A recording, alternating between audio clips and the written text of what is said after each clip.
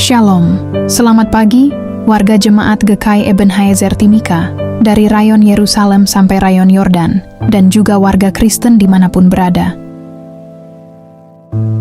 Kita patut bersyukur oleh karena pemeliharaan Tuhan sehingga kita dapat berjumpa lagi dalam siaran Bina Keluarga Kristen edisi Sabtu tanggal 2 Agustus tahun 2025. Pagi ini, kita akan mendengarkan firman Tuhan dalam renungan pagi yang akan disampaikan oleh Syamas, Bapak Julius Kadang. Untuk mengawali siaran di pagi ini, kita akan memulainya dengan doa.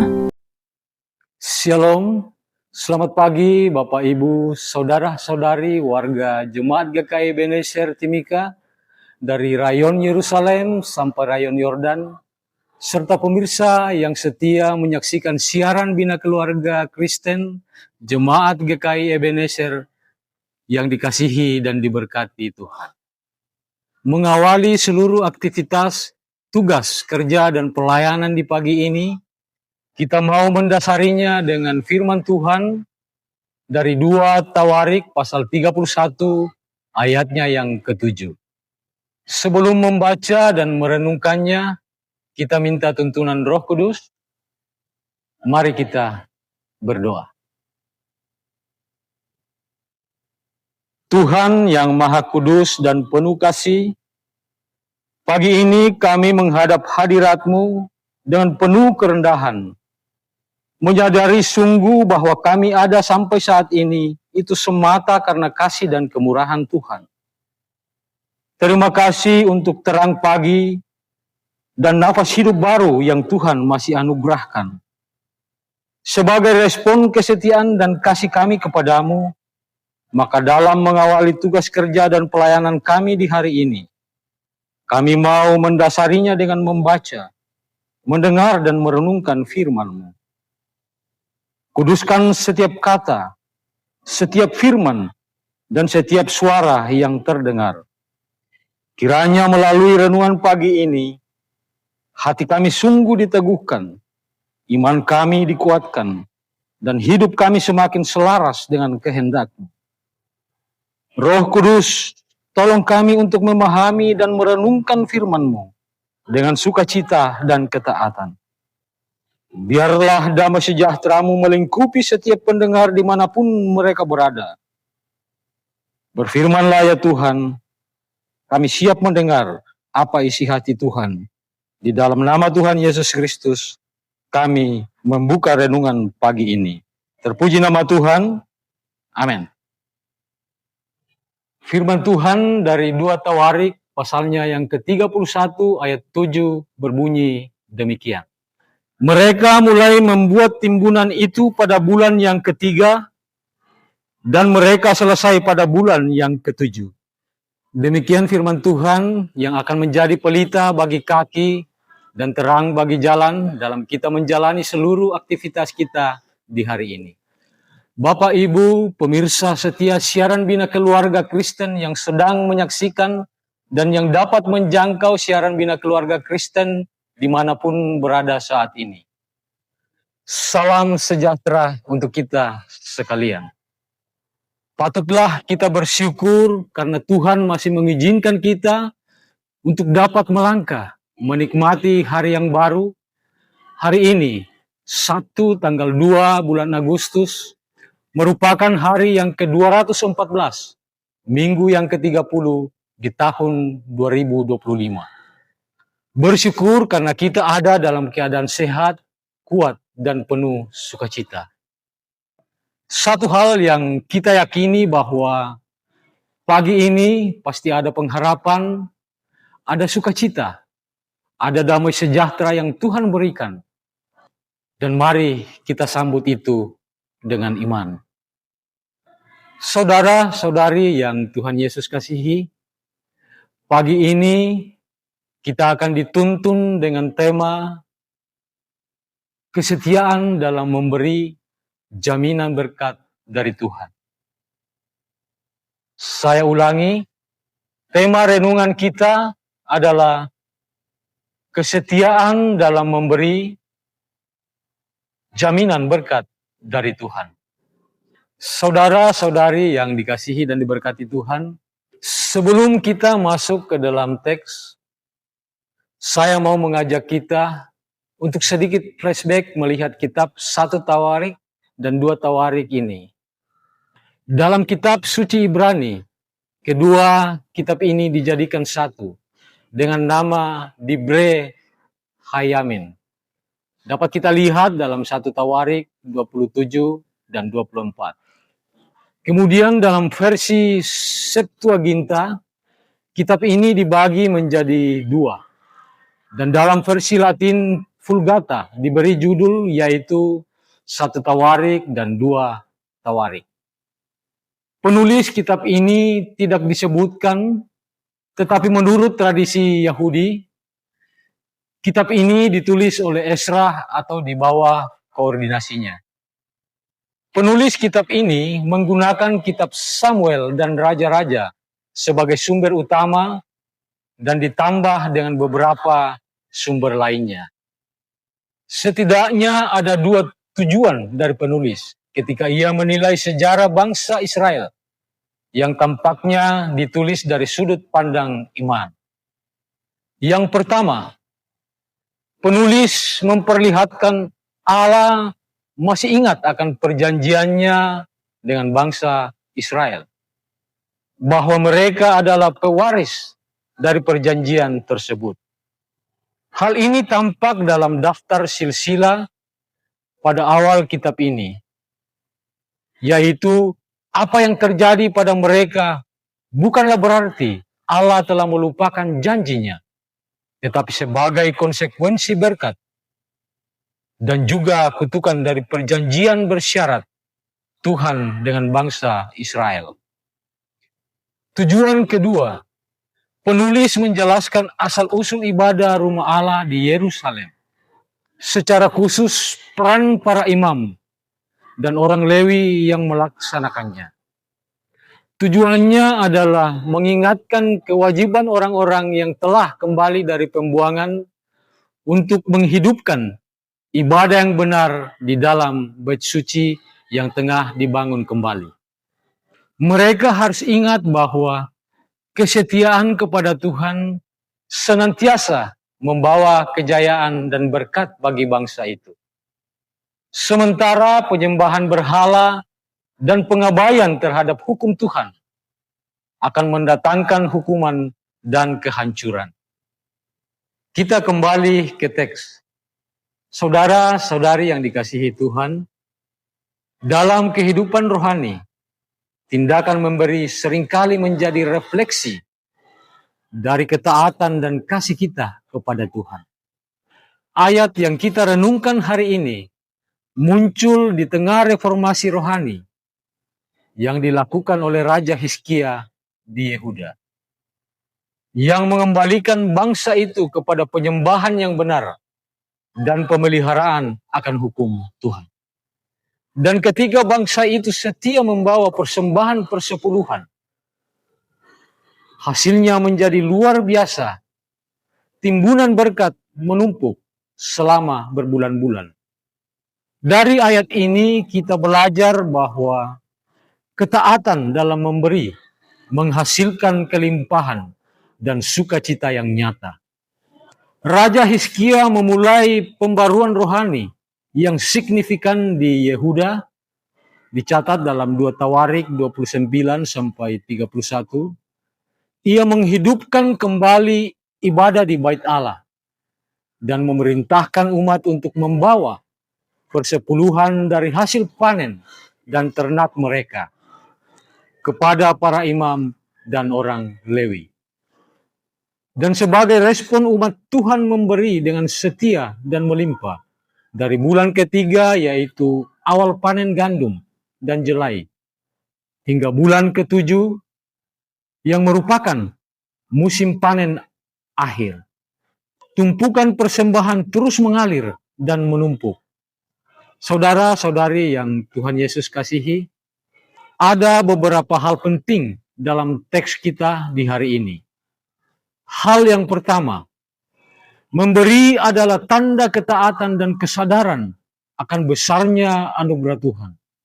Bangsa Yehuda tidak memberi karena dipaksa, tetapi karena mereka mengalami pemulihan dan pertobatan yang sungguh. Hati yang diubahkan akan menghasilkan tindakan nyata.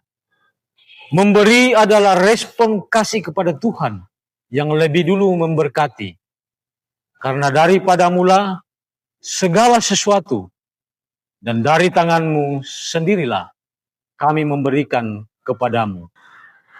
1 Tawarik 29 ayat 14b. Hal yang kedua, ketaatan kolektif membawa dampak yang signifikan. Ayat ini menggambarkan hasil dari ketaatan bersama, yaitu adanya timbunan persediaan yang melimpah. Ini mengajarkan bahwa ketika seluruh jemaat bersatu dalam kesetiaan, hasilnya akan jauh lebih besar dibanding ketika melakukannya secara pribadi atau sendiri-sendiri. Poin pentingnya adalah ada kuasa dalam ketaatan bersama. Walaupun apa yang kita berikan mungkin jumlahnya kecil, tetapi jika dilakukan bersama, bisa menopang pelayanan dan memberkati banyak orang. Hal yang ketiga adalah Tuhan menyatakan berkat-Nya ketika umat-Nya setia.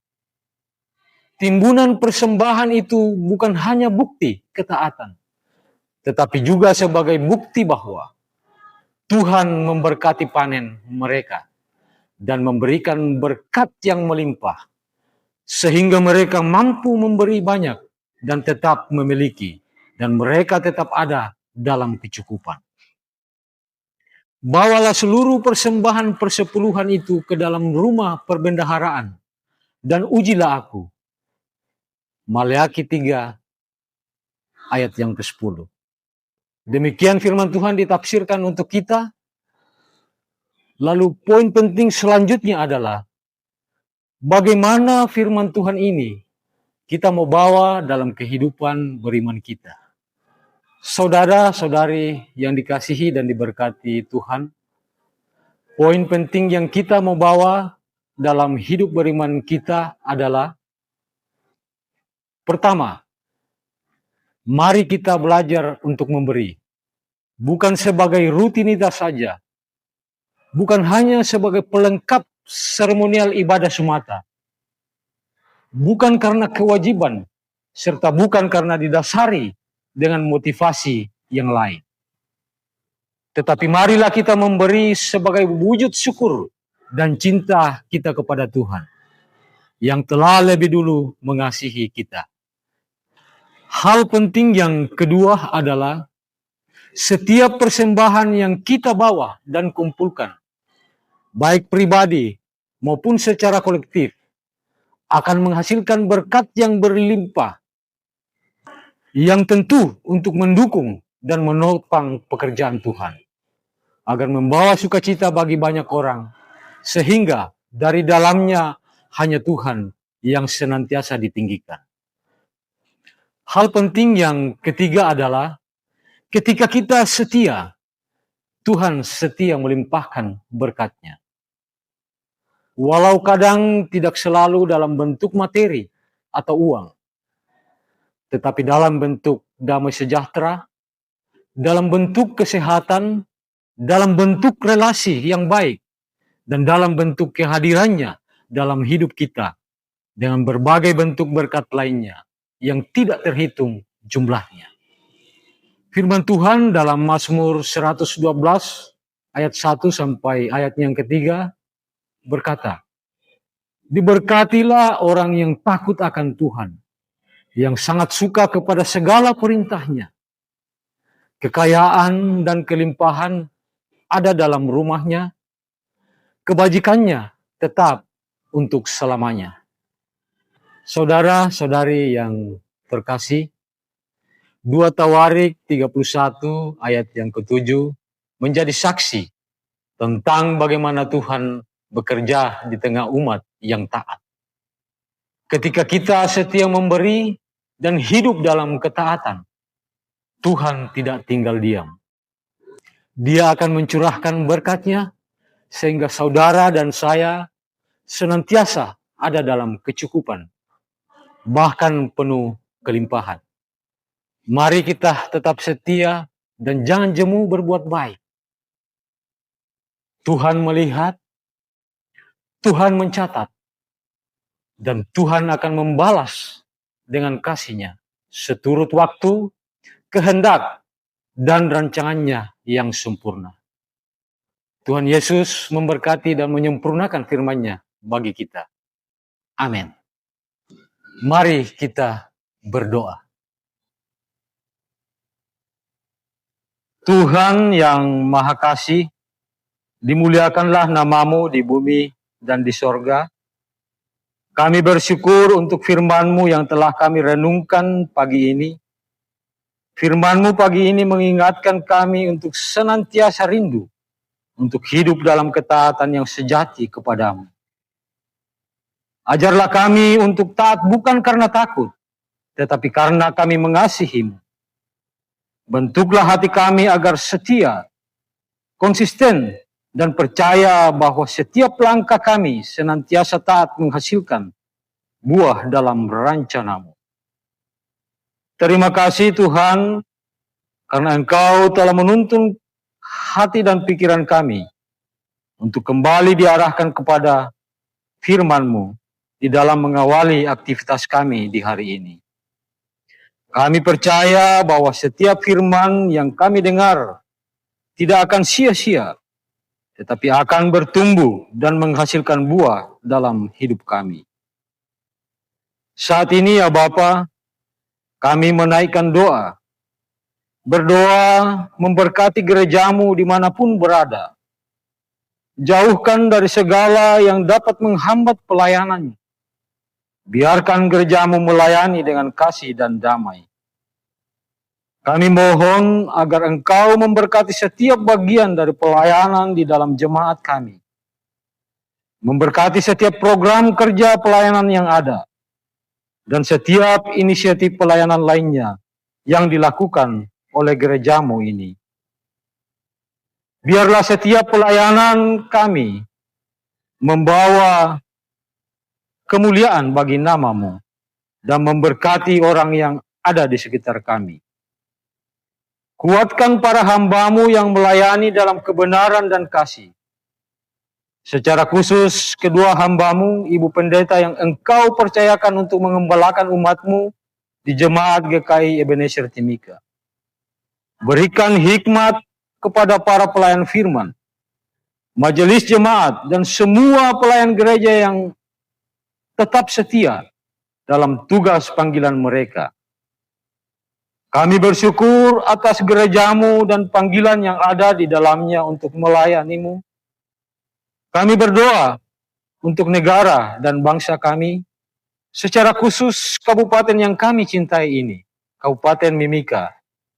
Dari kota sampai ke pelosok-pelosok kampung, dari pegunungan sampai ke pesisir. Hadirkan kesejahteraan, keadilan, dan kebahagiaan bagi umat-Mu.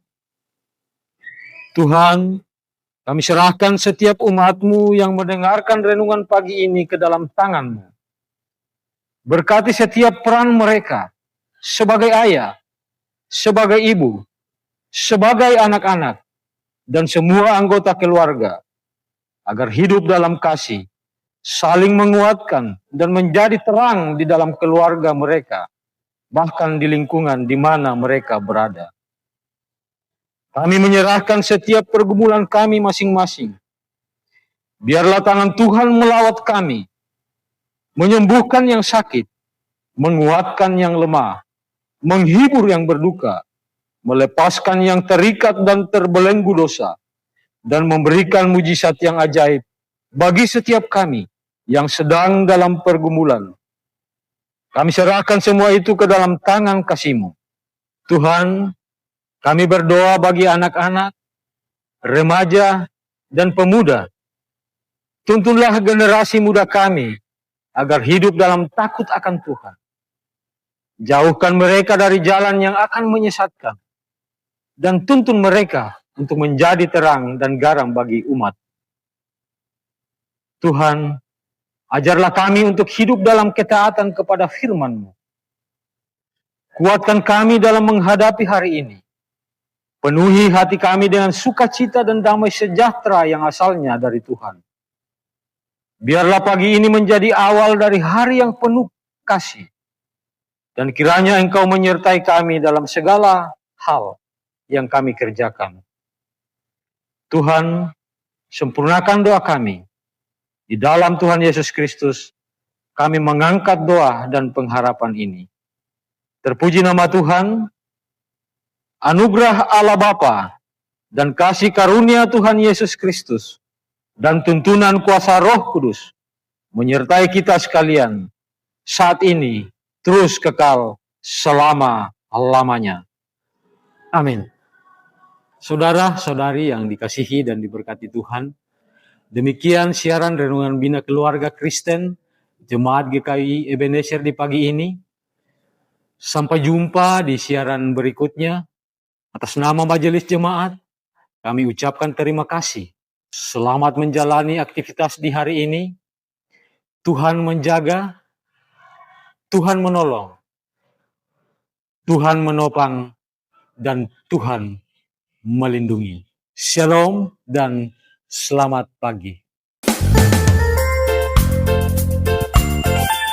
Demikianlah renungan firman Tuhan yang telah kita dengar di pagi ini.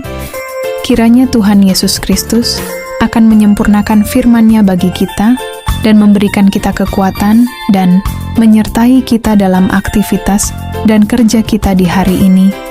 Tuhan Yesus memberkati. Shalom.